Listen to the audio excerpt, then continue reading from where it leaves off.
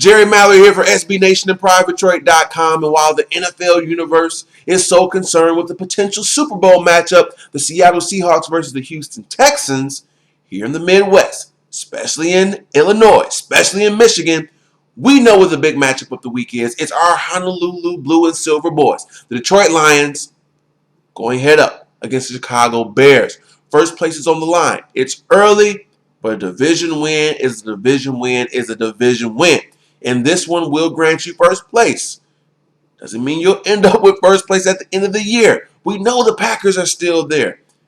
Injuries, things could happen, but early on, what better time to take a stranglehold on your division than to beat a divisional foe, beat them, give them their first loss, and you're sitting in first place at the quarter mark of the season. This is what's on the line. We know this week has been crazy. Despite losing Nate Burleson for about 8 weeks because of what should be a delicious slice of pizza, I hope it was worth it. I know it wasn't. All jokes aside, the Lions are relatively healthy. Reggie Bush will be back. That's the main call. But let's not forget Patrick Edwards, who's had the ankle injuries. He should be back. That will allow him to move into number 2. Ryan Broyles can play the slot. So that's very big. Now for Chicago, biggest injury of them all is Henry Melton. He was a Pro Bowler last year as defensive tackle. He's out for the season with a bum knee. The ACL went bye-bye. His season is over. Advantage Lions. We saw what happened in week 1 when a Pro Bowl caliber defensive tackle from the NFC North didn't play. And Kevin Williams, Reggie Bush had a great game. 100 yards and 90 yards. It was awesome. Joique Bell had a showing as well. So we may see more of the same. Taking a look at the numbers, the Bears, they have kept their defensive philosophy of getting after the ball, creating turnovers. Lovie Smith's legacy still lives on in that department. Enter Trestman, they now have an improved offensive concept. Jay Cutler is looking sharp. This system fits him just as well as when he was with Denver, and they catered an offense to his skill set. It's there now. Brandon Marshall is still Brandon Marshall. Matt Forte is still Matt Forte. Martellus Bennett, all the talent in the world, wasn't able to put it together in Dallas, showed some flashes with the Giants. He's come up to Chicago, and early on, he's been a touchdown-catching machine. So those are your key cogs. On defense, we know Peanut Tillman probably plays Calvin Johnson as good as anyone in the league.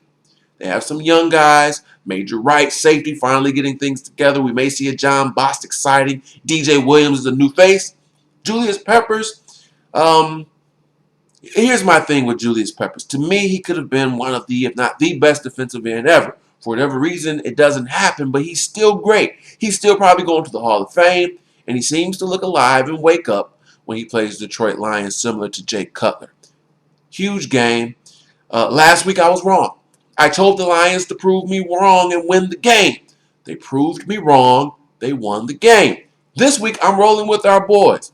By virtue of being at home, the crowd should be wild, loud, ecstatic. Wish I can be there. I hope some of you will be, because Private Detroit, we breed some of the best, most knowledgeable, most passionate, most desired, whatever adjective you want to use, we're the best fans. So I hope a lot of you are there.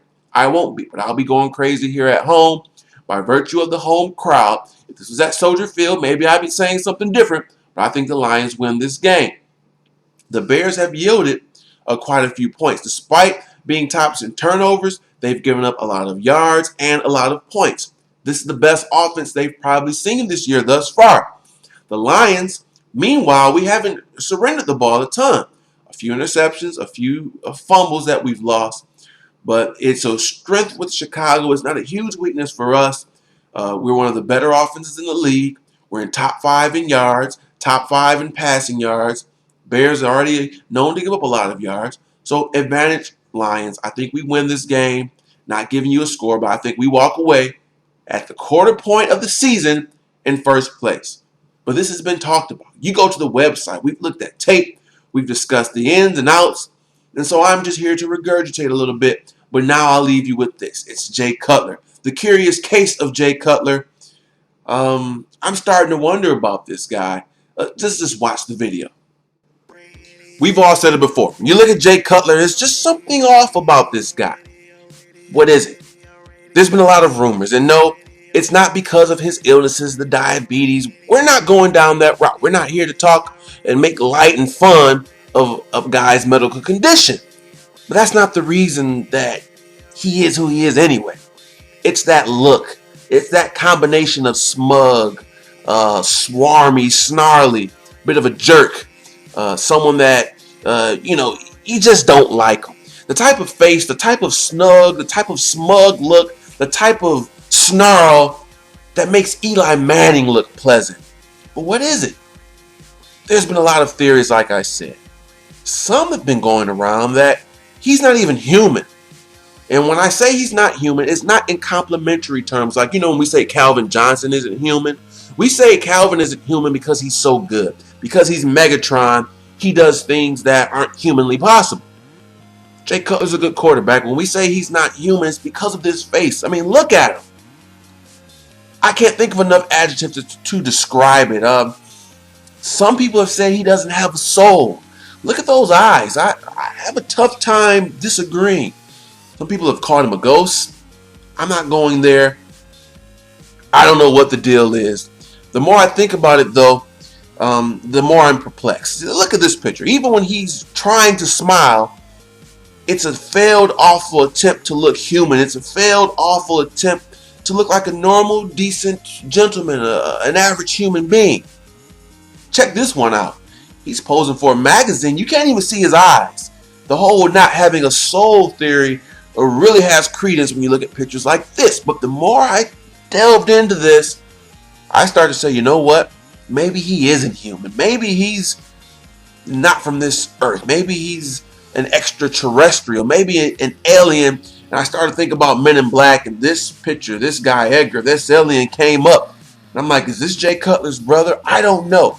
So if in the middle of this game, Jay Cutler takes off his helmet, he lifts off his helmet, then lifts off his face, and we see a Men in Black alien take the field, don't say I didn't warn you. That's going to do it until the post-game recap. Hopefully we'll be talking about a Lions win. Man, am I excited. I've been talking about this game all week at work. Can't wait for this one. I know you guys feel the same. Don't forget, subscribe. Keep watching. Keep telling your friends. Keep watching some more. Subscribe again. Tell your friends to subscribe. Tell people that don't like football to subscribe, or else I'll be coming for you. In all seriousness, I want to thank each and every one of you for watching. Until then, I'm out of here. This has been Jerry Mallory for SBNation and PrivateDetroit.com.